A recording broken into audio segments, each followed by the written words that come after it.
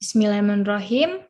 Assalamualaikum warahmatullahi wabarakatuh. Salam Om Swastiastu, Namo Buddhaya. Salam sejahtera bagi kita semua yang terhormat. Ibu Dr. Sang Ayu Putu Rahayu SHMH.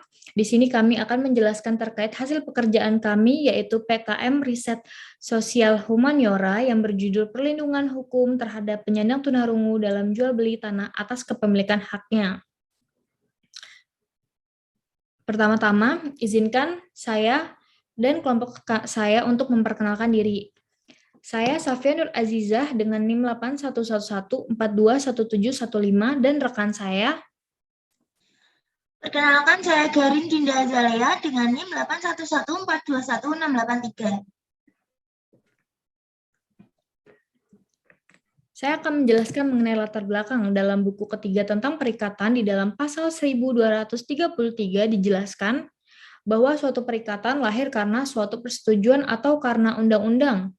Menurut sumber di atas, perikatan tersebut dapat terjadi karena suatu persetujuan antar perorang dengan perorang atau dengan badan hukum. Perikatan yang dimaksud merupakan perikatan jual beli tanah yang seringkali seseorang atau sekelompok orang menggunakannya untuk dijadikan sebuah tempat tinggal, usaha, maupun investasi. Maka, untuk dapat terjadi suatu perikatan, perlu ada persetujuan yang sah yang harus memenuhi empat syarat sebagai berikut. Yang pertama, kesepakatan mereka yang mengikatkan dirinya. Yang kedua, ada kecakapan untuk membuat suatu perikatan. Yang ketiga, suatu pokok persoalan tertentu. Dan yang keempat, suatu sebab yang tidak terlarang atau halal. Jika dilihat dari persyaratan nomor 2, pada dasarnya setiap orang itu berhak untuk membuat perikatan kecuali ia dinyatakan tidak cakap untuk hal itu. Dalam pasal 1330 KUH Perdata dijelaskan juga bahwa yang tidak cakap untuk membuat persetujuan adalah anak yang belum dewasa, kedua ada orang yang ditaruh di bawah pengampuan, ketiga itu ada perempuan dalam hal-hal yang ditetapkan oleh undang-undang, keempat orang-orang dalam undang-undang yang memperbolehkan atau melarangnya. Dalam penjelasan pasal 32 UU nomor 8 tahun 2016, yang menyatakan bahwa penyandang disabilitas dapat dinyatakan tidak cakap berdasarkan penetapan pengadilan negeri, namun inkonsistensinya mengenai pengampuan dalam UU nomor 8 tahun 2016 dalam KUH Perdata menyebabkan ketidakpastian hukum itu bagi para penyandang disabilitas. Inkonsistensi tersebut menunjukkan bahwa kenyataan yang ada terkait penyandang disabilitas tidak dirumuskan secara jelas sehingga seseorang disabilitas termasuk penyandang tunarungu apakah termasuk ke dalam orang yang tidak cakap ataukah penyandang disabilitas tunarungu termasuk sebagai subjek hukum yang memiliki perlindungan hukum. Garin? Maka dari penjelasan tersebut, hal yang melatar belakangi penulis membuat artikel ilmiah ini adalah yang pertama, apakah seorang penyandang disabilitas tunarungu memiliki kecakapan untuk melakukan perjanjian jual beli tanah? Dan yang kedua, bagaimanakah bentuk perlindungan hukum bagi tunarungu dalam perjanjian jual beli tanah?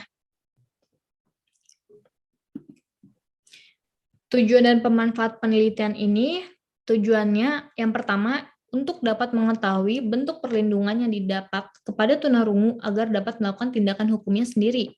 Yang kedua, menganalisis tahapan atau proses dari tindakan hukum yang dilakukan seseorang tunarungu untuk mendapatkan kepemilikan haknya. Dan manfaat penelitian ini ada dua, ada manfaat teoritis dan manfaat praktis. Manfaat teoritis yaitu sebagai pengembang ilmu dalam pembelajaran ilmu hukum perdata dan juga dalam hak asasi manusia.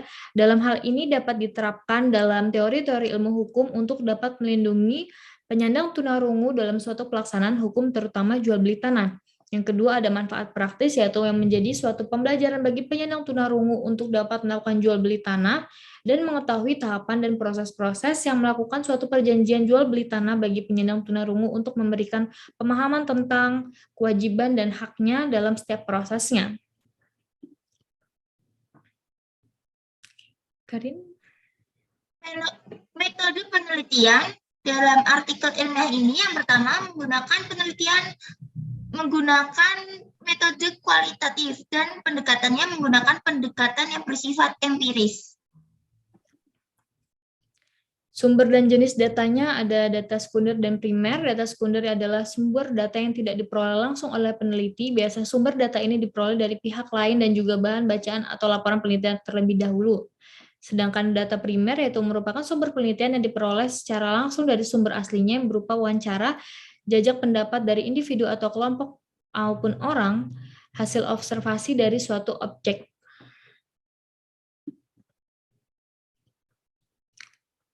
Dari Untuk lokasi penelitian ini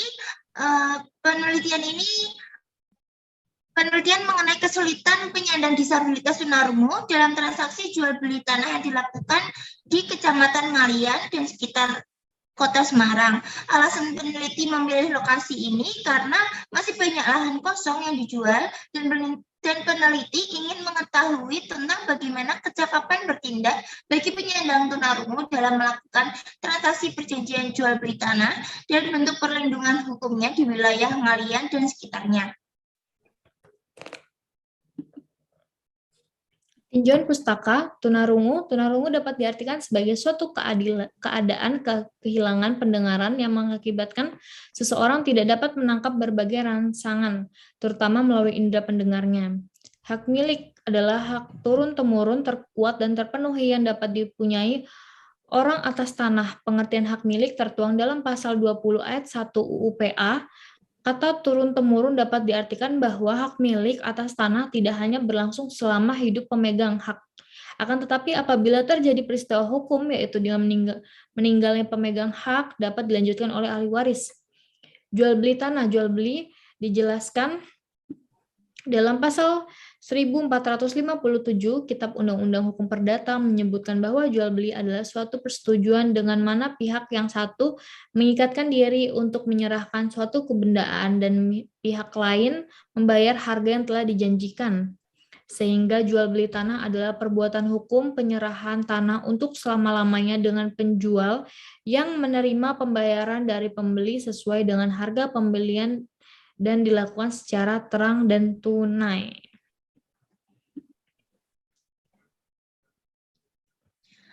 Pemecahan masalah untuk penelitian ini yang pertama dapat didampingi oleh orang yang akan membantunya. Yang kedua, memberikan kuasa kepada seseorang untuk membantu penyandang tunarungu dalam membuat perjanjian tertulis. Dan yang ketiga, seseorang yang membantu dapat membuat izin tertulis. Biaya kegiatan. Yang pertama itu ada perlengkapan yang diperlukan dikeluarkan sebesar 1,3 juta, 1.300.000.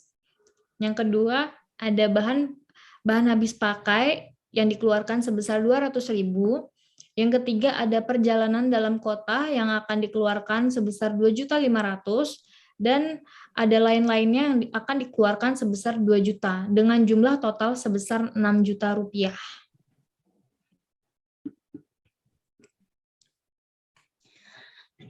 Untuk jadwal kegiatannya, yang pertama kita akan melakukan persiapan. Di sini kita akan melakukan survei lapangan, kemudian kita akan melakukan permohonan perizinan kegiatan pada instansi atau lembaga yang terkait seperti di notaris atau PPT atau PPAT yang berada di wilayah Ngalian dan sekitarnya, serta melakukan koordinasi dengan narasumber terkait. Dan yang kedua, kita akan melakukan pelaksanaan penelitian. Di sini kita akan memulai program ataupun pelaksanaan penelitian yang akan melakukan penyusunan instrumen penelitian dan melakukan observasi serta wawancara yang berguna untuk pengumpulan data. Yang ketiga, kita akan melakukan analisis data. Dan yang terakhir, kita akan melakukan evaluasi dari hasil penelitian.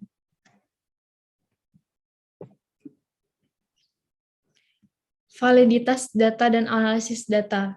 Validitas merupakan suatu dimensi yang membuktikan tingkat kevaliditasan ataupun kesahihan suatu instrumen. Dalam penelitian ini juga perlu terdapat kevaliditasan dan informasi yang sudah diperoleh dari penelitian. Informasi tersebut akan dianalisis memakai tata cara analisis informasi kualitatif seperti pada umumnya. Sesudah data-data tersebut sukses dikumpulkan, kemudian informasi tersebut akan dicatat, dianalisis, serta dikategorikan dan